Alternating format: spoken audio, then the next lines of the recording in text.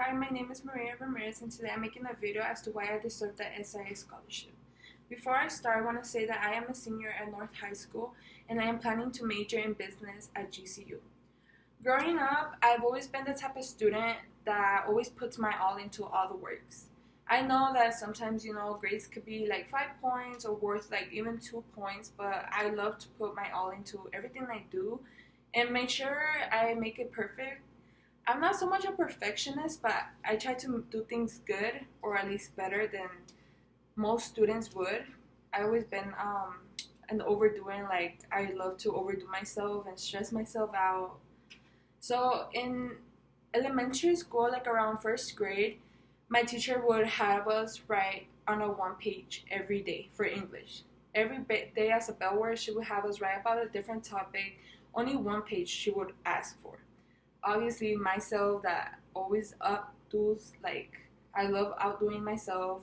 I did 3 pages, and each day I would do three more and three more until the teacher was like, "Hey, you need to calm down because we don't have a lot of pages on these notebooks, and we only get one notebook per year." And I was like, "Oh, like I'm sorry, I didn't know that." But then I took it outside of class to make sure I would write on a paper.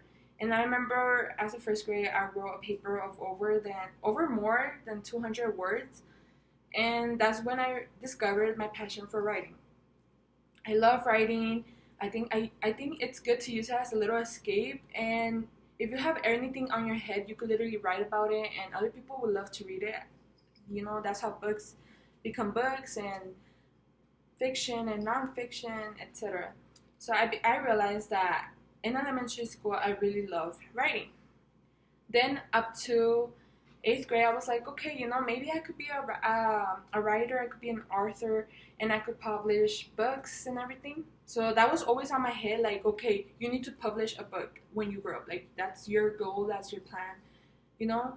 So then in first grade, sorry, in freshman year, so first year of high school, as an elective, I chose art, and I realized I loved art. So then again, I took it outside of class to make sure I do more of art.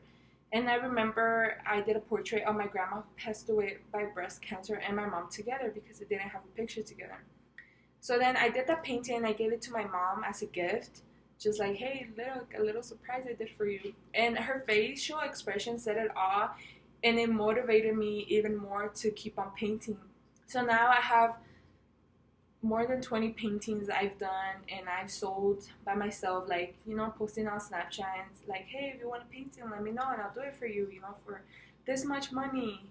And I started getting a lot of people to actually buy paintings or canvases of pictures of them, etc. So then I realized I love painting, but I also love being my own person. I love making my own hustle and just bossing myself out and not having anybody else but boss me out. So then in high school, once again, as an A student, I love school. I took challenges. I joined AVID, which is a class that helps you prepare for college, and it makes you do extra work that you don't need in high school. But again, as I love taking the challenges, I took that class and I did extra work that wasn't needed. And I realized, you know what, like I've been working myself out all these years. Even in elementary school, I remember after school they had this algebra 1 class, and like I was like, oh, like I heard about it, and they were like, okay, if you take this class in high school, you won't have to take algebra 1 if you pass the test. And I was like, okay, I want to go for it. I want to take this test and see like if I pass it.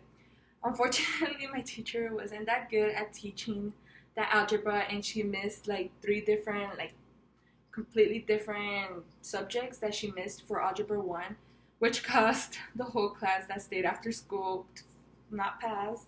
So then in high school, as I joined algebra 1, I knew most of the subjects, and that's when they moved me to honors, and they still wanted me to keep going up to like IB.